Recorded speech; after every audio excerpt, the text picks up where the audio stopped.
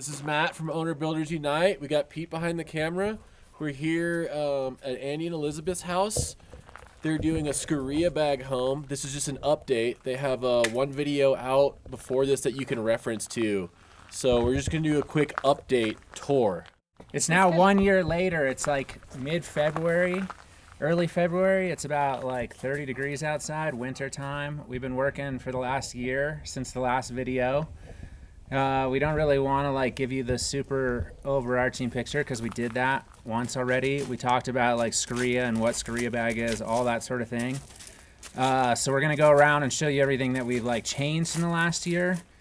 Not changed, what we've done. And so we'll talk about what we've gotten done. Maybe it'll look like a lot, maybe it won't. But the great value of these videos is like, what have we screwed up and what has worked really well. So if you're interested in this sort of building or any similar kind of building, you can see like, you know, is this something I want to do on my house?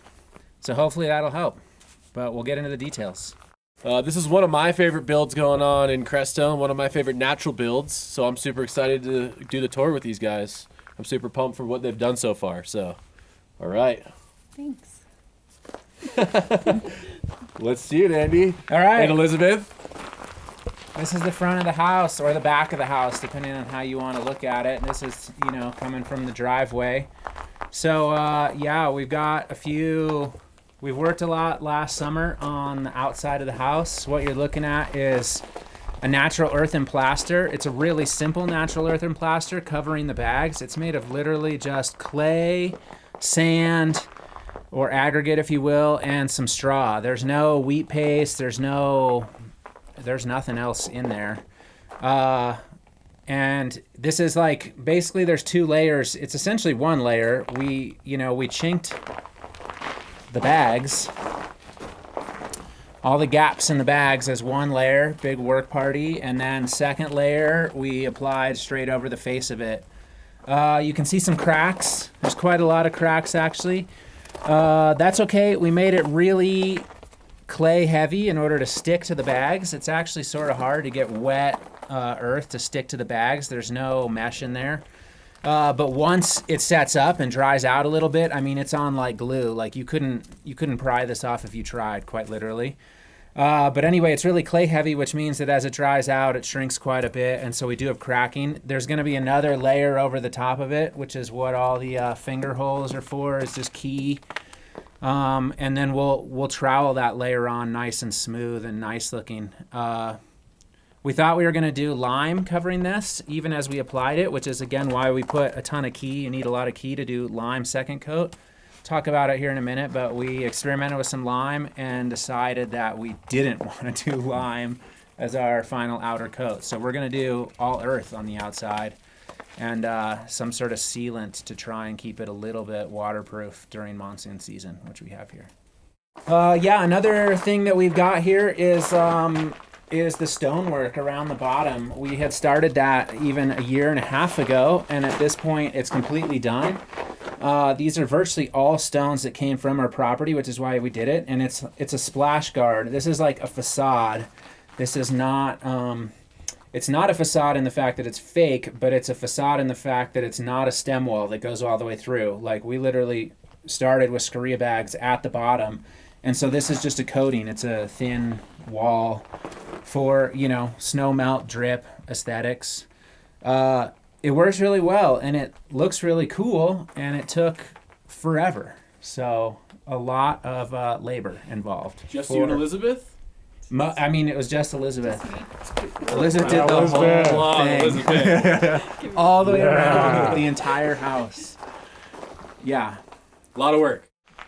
Yep. We can keep rolling around. You want to walk in front? You can show.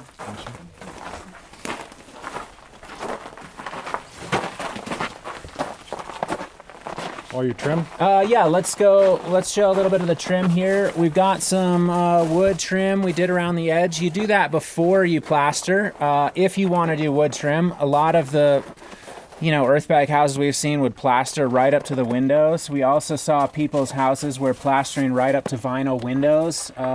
Really tough to get it to stick, and so there was a real like weather leak there, gap. I mean, it was aesthetically poor. and potentially weather pour. So we opted to go trim. I mean, underneath there's a wooden buck that we plastered up to, and then we trimmed it out. You can see this was coated with a couple coats of linseed oil, but you can see one issue we ran into is that mud will stick depending on the surface of the wood. So you definitely want to paint and seal your wood before you mud plaster, and you also want to be more careful than we were about not spreading your mud plaster all over your wood if possible. And the mud will come off smoother surfaces, but really rough cut wood, it still sticks in there despite the linseed. So Is that local lumber? it is local lumber. Yeah, that's spruce, I think, or fir, beetle kill, local to the valley. We might as well go up to the roof. Yeah. Carry on around. After you. There will be a staircase here eventually. Nice.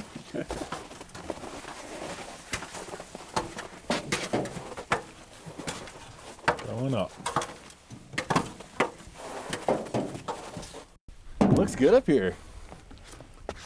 You did really good. All this detail. I like it. Thanks, man. That's just stucco? This is lime. Oh, this is lime. Okay, so we're on the roof now. A year ago, when we did the video, was actually the day that these guys helped us lay down the EPDM on the roof. So this is all EPDM on the roof. It's a flat roof, but has a very slight tilt as you need in order to drain. And then the EPDM wraps up over one layer of bags. So one layer of bags above the roof would be here. Then there's another layer of bags.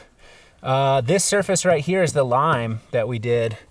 We decided that lime was gonna coat everything. So rather than put earth here and then coat it with lime, we said, why don't we just do lime first to learn about the lime? And that experience made it so that, we eventually decided the lime does look sort of good, but it was so incredibly labor intensive even just to do this little bit that we decided not to. And the reason why I'll go into real quick for us, we live in the mountains in Colorado.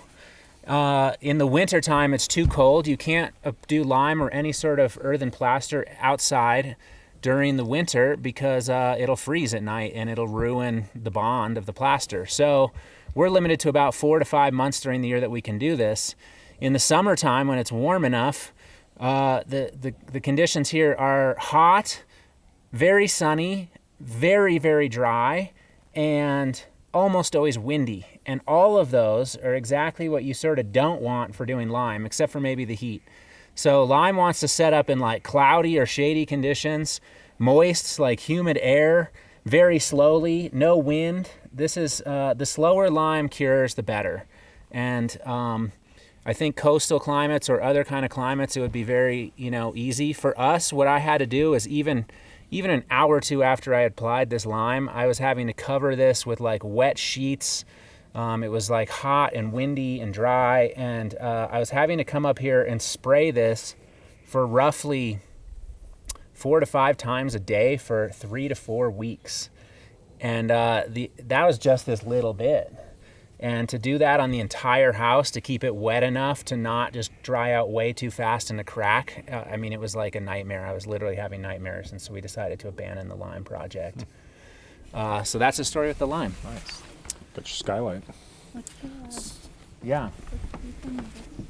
Yeah, get the mountains. So the EPDM surface is it's going to be a living roof. We plan to put down about 3 to 4 inches of soil and then seed grass up here. And the roof was engineered with that load in mind. This is also in terms of aesthetics, this is going to be our patio. So if you turn, Pete, you can see the mountains behind us. Oh yeah. So we're going to come up the stairs and be able to hang out up here as a rooftop patio with this 360-degree view. Do you know how big your surface area of this roof is, Andy? It's about 1,250 square feet. It was hard to calculate because of the round walls, but when we laid down all the plywood, then you can do the math, and it gets easy at that point. And you got your skylights in? We got a couple of skylights in. I don't know what else up here. I have a question. Yeah. So besides the lime plaster change, which we can go on about because I think people hopefully want to hear about it, but is there any other big changes in your guys' house that you had to make? along the way. I mean, even up here, you can see a change. We've have this metal capping to the parapet wall. Parapet walls, which we didn't know when we were designing the house, can be really problematic in a freeze-thaw environment like we have, because snow will fall on top of here. In the sun, it'll melt, and then at night, it'll freeze. It'll percolate into whatever surface, whether you have concrete, whether you have earth and stucco, lime, anything on top of here. It's going to eventually like break that apart and crack it in as little as like a couple of winters. So to stucco over the top of the parapet wall, you know, is going to be just a lot of maintenance, and we decided we didn't ultimately want to do that. So we thought about, the original plan was to pave the top of this wall with like pavers or, you know, like flagstone, because we thought that would look really cool. For reasons I won't go into, we even got away from that idea, and I'm super glad we did, because it's hard to keep those from leaking as well. And we went with this metal capping, which we had custom bent for us. I'm not in love with the way it looks, but I think it's fairly effective at keeping water off of like the top of the wall and dripping off the sides. That's a big change. Every time you make a change, you know, it's your house. You can change it as you go, but you design the house to be one way, and then you decide to change it, and then things don't quite fit or work the way you intended, and it just turns into an extra project. And this is part of the reason why this is one of my favorite builds, because I know Andy, and I watched him go through all these things, and he goes by the book. He reads books, you know. You read the Earthbags Scoria book, right? The Earthbag books are fantastic, and we're not builders by trade, and we're doing most of this based on YouTube videos, which is why we're trying to help you guys out, but also the Earthbag books. What is in those books is like the real knowledge, and I would trust that knowledge over the YouTube videos in terms of, I don't know what I'm doing, and I'm going to start building an Earthbag house. We took the Earthbag books and we just filled our Earthbags with Scoria, and that's it. Otherwise, we stuck exactly to the Earthbag book, and it's worked brilliantly. So, you know, use the Earthbag knowledge and just fill your bags with Scoria if you want. No changes needed. Take notes. Read books, kids. Hey, Richie.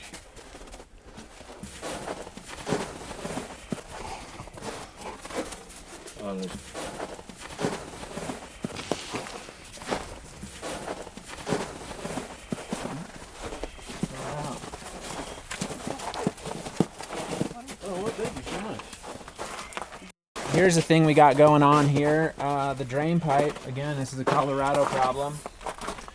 This is where the 100% of the roof drains to, so a lot of water comes off of here. It's on the uphill side of the house, so we don't want it to straight up drip, because then the water will feed down into the house. So we put in a gutter. Why do we do this on the uphill side of the house? Because we want to collect water here for irrigation and gardening and stuff. And so we want it to be at the top end of the house, so we have a gravity feed down to the garden. However, winter time, you know, the gutters are metal and it's cold here. This has already been ruined. It's totally frozen. We haven't put in the water collection yet because we don't know our system great, but we have a buried pipeline under here to take the water away from the house. It's totally frozen solid. This is frozen solid and it's trash now. It's blown out. And so we've got this jerry-rigged pipe, hopefully, and we've got an ice rink over here. Anyway, water drainage is a big thing. We don't know the solution to all this yet. In a place like Colorado or in the mountains, when you're going to collect water, you can collect it all summer when it rains, but in the winter, the water things will freeze. Your collection tubs will freeze, and so barrels, whatever you got. So what do, you know? But this spot gets a little bit of shade. That's a problem for that. So we don't have it all figured out yet. A lot of projects, you think you solved it, and then you find out your idea wasn't as good as you thought it was, and then you have to fix it again. And we don't have a solution yet. We'll get there. Andy, why all this glass on the south side of your house? Yeah, there's your ice rink, huh? Yeah. It's all formed in like the last 2 days. From just See, we don't know. The roof is going to be a living roof, and so we actually think midwinter not a lot of water will come off of it, because It won't melt very quickly as a living roof on the earth, and then when it does melt, it'll percolate into the soil that's up there and get drunk by the plants and not just have like huge runoffs in the winter. That's the goal, but we're not there yet, so we do have huge runoffs. So anyway, this is the south face of the house. We got a lot of passive solar going on. It's nice and warm in there because of that. And when you guys were here last time, we had just a little bit of framing for the greenhouse. Now the greenhouse is done on the outside anyway. So you can see our greenhouse. It's made of polycarbonate, polycarbonate is the plastic walls. We got double layer 8 mil on the sides, pretty thin, but much cheaper. And on the roof, we have 5 layer 16 mil, very durable. You can quite literally walk on it. It's supposed to be hail proof, although I think it'll get dented if it hails. But very expensive. So each panel of this is about $500. Wow. Of the roof stuff. And yeah, we got some snow stakes on there. We've got guttering as well. We again want to collect water. For now, we're just pouring it off the sides. Looks great. This is metal extrusion, aluminum extrusion. The framing. We spent extra money to get some good stuff. This is a product called Pro Seal. It took a long time to get good at this, reading a lot of instruction manuals to, build this greenhouse. And this greenhouse is another example of when you don't know what you're building, ask people if you want it to be simple, because the shape of this greenhouse, it's just preposterously difficult. And I didn't know enough when I designed it to know how much I was screwing myself. Now it's done, it looks cool, and I learned a lot, but it could have been way, way, way easier. Okay. I think we've all learned from that mistake as builders. Yeah, that's the biggest thing about natural building. You can design your dream house, which is sort of what we did here, but we just made it way, way more complicated than we needed to, and an experienced builder would be able to look at a plan and say, why in the world are you doing that? Do you have any idea how many more hours and difficulty it's going to take to execute that? So I do recommend taking your plans and asking somebody experienced and saying, what here is unnecessarily difficult? And then just being willing to let go of that and modify it and save yourself an obscene amount of work. We didn't do that. You could agree, right? Yeah. Yep. Big time. Don't be stubborn. Don't be stubborn. Around the side here, this is like a vent. There's a vent up and under here. This is just the covering. We don't want water or wind blowing through the vent in the summer or winter. So it's like a homemade hood, essentially. Whoa, some bottle walls. Some bottles. Maybe Elizabeth, I never knew. Elizabeth did all the bottle walls. If you're going to build natural, can you really do it without including bottle walls? Or, you don't get any cred if you don't have any bottle walls, of course. Especially with us. Did you have fun with the bottles? Yeah, thanks to Goldie for helping me with the wet saw and Nice. spending so many hours with me making cuts. Thanks. Goldie's my girlfriend, by the way. It will get filled in a little bit deeper there. This is just a first rough coat. Rough coat looks great. You guys are crushing it. Let me back up here. The detail here, people. A lot of times, there's this awesome detail. Their caulking job is really good. Everything's just well thought out and done very good. You can tell they took their time. And did you love it? Did you enjoy it? Parts of it. It's very rewarding. Some people love building, and some people are doing it because they have to. Good answer. Well, shall we see the inside? Yeah, let's go inside.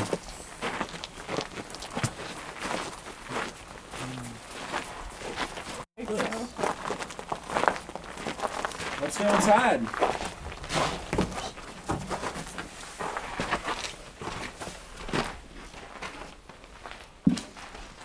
Cool, I'm gonna take my sweatshirt off. Okay, you can't feel temperature on YouTube, but it's 77 degrees in here. I think it's about 30 degrees outside where we just were. And it's February, so it's really warm. The greenhouse, it's completely sealed in. This is gonna be the last part of the house we like genuinely finish because we're eager to move into like the real living space of the house. But this is sort of like, it's like a side by side. It's sort of earthshipy in the fact that like this is living space. Where, you know, there is a door that we can just open up and include this, and we will have chilling area in here for living. But then there's other times of the year it'll just be way too hot in here, and you know, anyway, we're learning the space. We've got a lot of ideas about how to thermoregulate in here, both up and down, and just sort of keep things more stable, good for the plants. We're probably going to institute all of them, but we don't know how they're all going to perform until it's all done. And we got this finished about 2 to 3 months ago, and so, you know, we're just living and learning, and it's 77 degrees in here in February. Nice to have that passive solar while you're working inside. Yeah, I was working on the ceiling in here yesterday, and it was, you know, t-shirt and shorts weather in here. That's Aspen Tongue and Groove on the ceiling up there. We got 2 skylights up there that do vent. They're going to have automatic venting control that's based on temperature. So if it gets above 75 in here, they should crack and start venting. It's not installed yet. How did you insulate your roof, Andy? The roof is insulated with spray foam. Spray foam is an interesting choice for, you know, natural building. It's not a natural product at all. Currently in 2022-3, it's also extremely expensive. We designed our house to be insulated with spray foam in the ceiling, meaning we didn't have enough space in there to do another option and get good R value once we realized how expensive it was. So we actually had to eat that cost, unfortunately.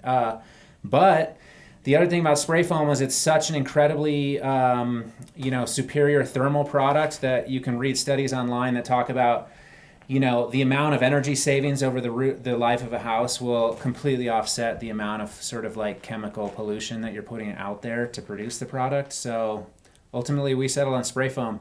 You know, the standard natural alternative would be blown cellulose, but blown cellulose, you have other issues. It's way, way, way cheaper, but you need a whole lot more of it, and our ceiling was not deep enough to actually get the R value we wanted. You also need like a air barrier in there because blown cellulose can get wet and then squash down, and again, we didn't have enough space. So vapor barrier. That was the choice that we went for. How many inches of spray foam? In here we only have, I think it's 5 inches in the greenhouse because the R value of these panels is only about like R3 or R4. So we weren't going to spend a lot of money to have like an R30 roof when half of the room is, you know, R3. In the main house we have, I think we're at R49, I believe. I think we're sitting at 7.5 inches of spray foam in there. Close cell. Close cell. So that makes it also a vapor barrier. It is its own vapor barrier. Yes. Yeah, it's sprayed right up on the decking underneath. Smart choice, if you ask me. Thank you.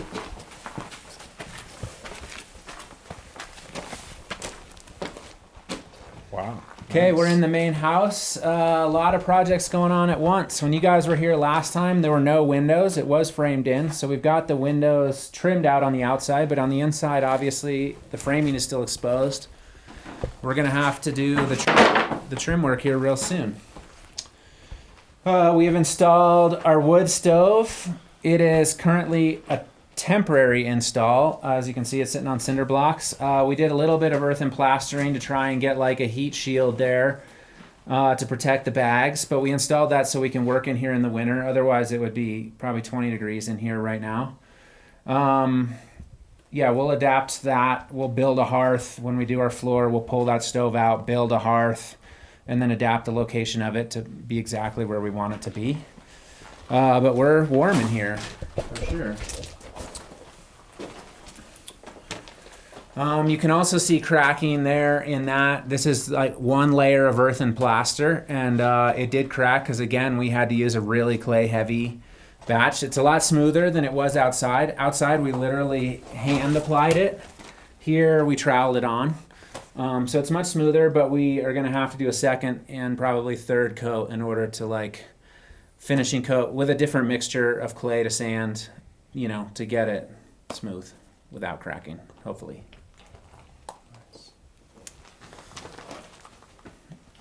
The main project recently has been tongue and groove ceiling. This is aspen wood. It's been a hell of a project. When you build a round house, it comes back to get you every single thing you build. So we've had to do, tongue and groove in around areas, another challenge. But yep, we've been doing tongue and groove ceiling. Again, we are short on money for hiring people. Like, we're spending the money on the materials, not so much on the labor. And so it's pretty much just us doing all this, and it just takes time. Woo-woo. Time. So where are you at financially? Are you over budget right now in your build? We never really budgeted. I do recommend budgeting. We decided we had enough to get really good and started, and then we would see what happened. We're way past what we expected to probably spend. But we are in a position to keep spending money on materials, not labor. Nice. So Looks like extremely labor intensive. Looks like you got your plumbing and some electrical going on. We've also since dug last out time. this. This is plumbing going Nice. on. And you're doing all of your own wiring and plumbing, right? We have been doing most of our own wiring and plumbing with the assist of my dad, who used to be a contractor. So he knows some stuff. It still has to get inspected. In theory, it's to code. So before we did all this ceiling work, we're not fully, roughed in electrically, but you can see some electrical outlets for lights and cords coming out for lights in the ceiling. We did run all of our wiring through the ceiling, had it inspected, just that it was done right in the ceiling. He said, sure, go ahead. And then we spray foamed it, and then we did the tongue and groove. This is totally out of sequence of like a normal stick-built American house, which you would work on things like finishing the ceiling last after everything was framed. I don't know if I'll get into all the details, but we spent a lot of time thinking about order of operations. We decided to do the ceiling, we'll bring up the floor, and then we'll frame the interior walls, and then we'll plaster everything. Which just means that electrical is out of order of how, and plumbing is out of the order of how, inspectors or even contractors would expect it to be. But such is life when you're building a weird house, Absolutely. One of the reasons we chose Scoria bag is because we wanted round walls. That was a total aesthetic choice that we wanted in our house. It's just like what I said outside about not only does it come back to get you in every step, it's more difficult because every building product comes square. So to meld everything square to round structure is way more challenging. You need more skill and it's going to take more time. But it's just like what I said before. It's like you make a design and then you talk to somebody about it. And the amount of extra effort that's gone into this because it's round, it's like massive, massive. Build yourself a south-facing rectangle if you want the easiest house to build. Yeah. For sure. But if you want to look beautiful, do your own thing.